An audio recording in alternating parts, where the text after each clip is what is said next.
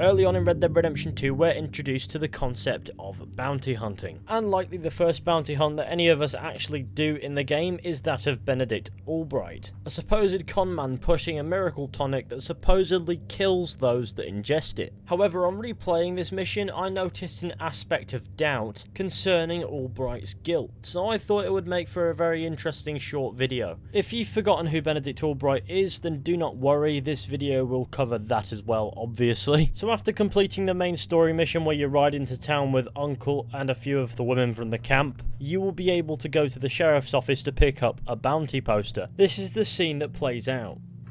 You a bounty hunter, mister? Maybe. It depends. But I'm guessing you ain't here to pass the day, turn yourself in, or discuss the finer points of county law. Okay, this cutscene also functions as a bit of an introduction to bounty hunting, so let's just skip along a bit. So, what is it you need? Why don't you have a look at that poster on the wall over there? He's a low-down huckster. He's been poisoning folks with his miracle cure from here to Annesburg. Killed more than Landon Ricketts without even pulling a trigger. Gets some kind of sick satisfaction out of it. Filler over at the saloon says he thought he saw him by the gorge straight north of here. You think you can bring him in? The money's good. I need him alive, though. I want to make sure the women he witted get compensated before he swings. I'll see what I can do. Well, good luck to you. So then we're sent on the trail of this Benedict Allbright, a supposed serial killer who gets a sick satisfaction out of killing his victims through poisoning them. And he does this through selling harmful substances as miracle medicine, according to his wanted poster. He sounds like a lovely man. Fortunately for us, he doesn't prove too hard to find as the game directly leads us to him. So why don't we go say hello? Are you Benedict Allbright? No, sir? Huh. Kinda look like him. And I was told he'd be up here. No, not me, sir. It's because I want to buy some medicine.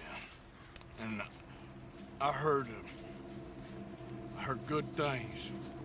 I'll pay in gold if you could help me find him. It's just my mother's real sick. Oh, well, if that's the case, if it's for a sick woman, I'd be happy to help. I'm a healer, you know? A medical man. Finest medicine in the state.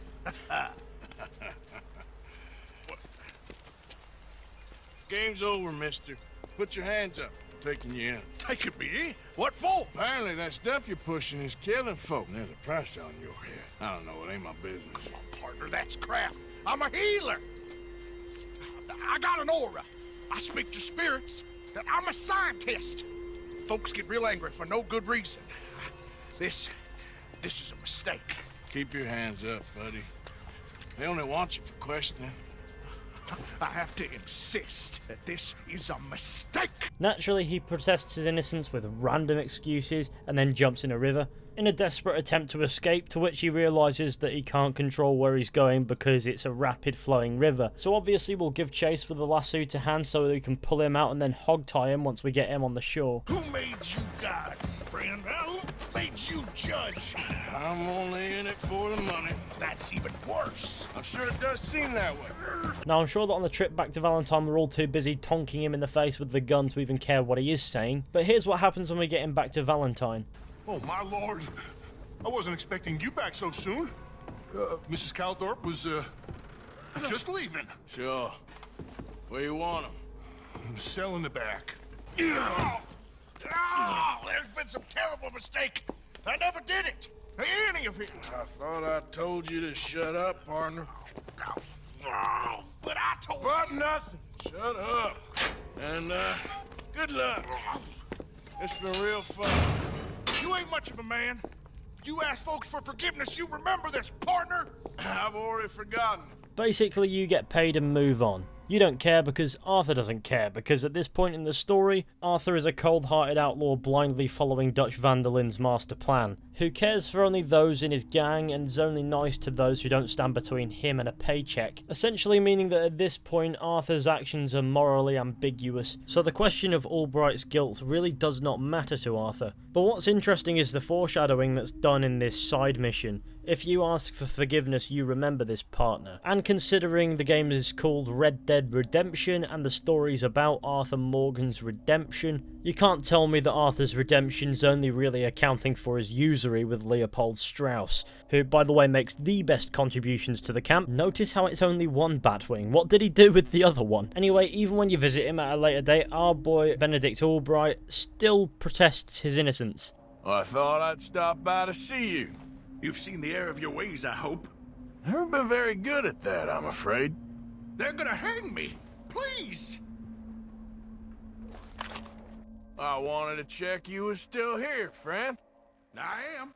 To do something about this gross miscarriage of justice. Sorry about the jankiness of that last cut. I had a massive annoying Discord notification right in the middle and I don't want you to listen to that. Now, serial killers protesting their innocence despite their guilt is not unheard of in real life, so why would it be unheard of here? However, the big kicker that casts doubt isn't even anything to do with that.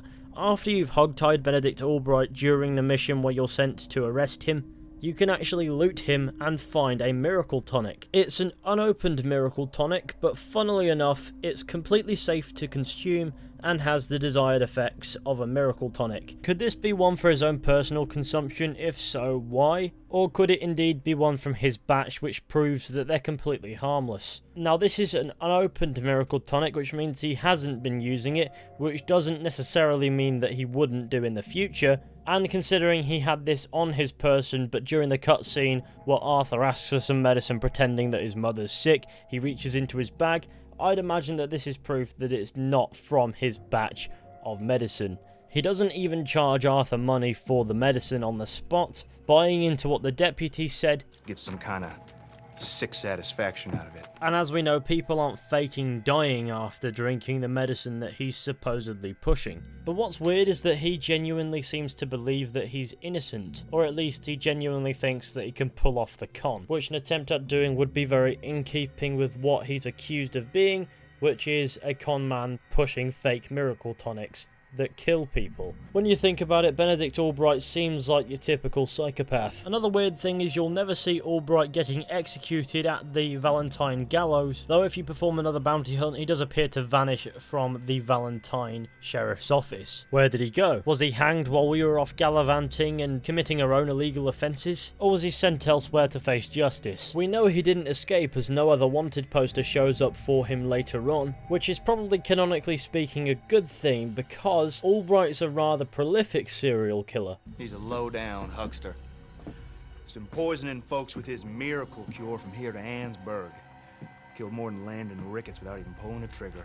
Gets some kind of sick satisfaction out of it. And believe me, Landon Ricketts is a high bar. So unless the Valentine Sheriff's Department is trying to cover something up, and what reason would they have to do that, let's be honest, he's definitely not out and about again. And if he was, he'd be competing for turf. So let's answer the question. Benedict Allbright, innocent or guilty? More than likely guilty, though it would be really remiss to ignore the fact that the game does try to cast some doubt. It would also be remiss to ignore that upon research, some people when looting Benedict Allbright would only find a pocket watch, which means there's a chance that his personal possessions could be somewhat randomized, though I don't really know. All we know is he's an evil man and we brought him to justice. Nobody quite matches our bounty hunting prowess. But this video's gone on long enough, so please do let me know what you think down in the comment section. So thank you all for watching. I hope you enjoyed. Be sure to go ahead, leave a like, subscribe, share the channel with your friends and all that wonderful stuff. That would be super appreciated. And I'll see you all very soon with another video at some point.